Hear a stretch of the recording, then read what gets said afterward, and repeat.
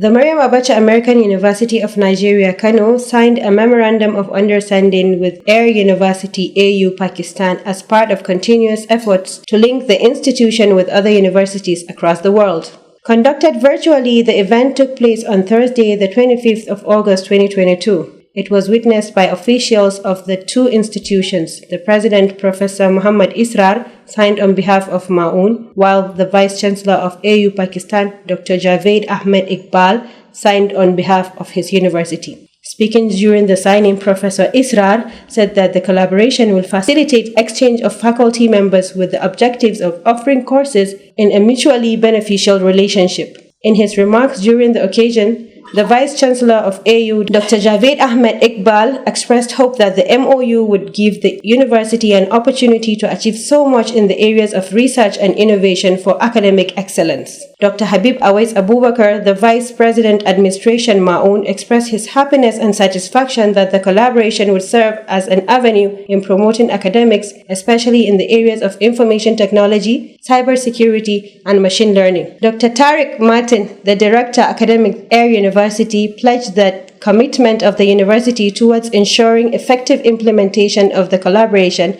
for the benefits of the two institutions.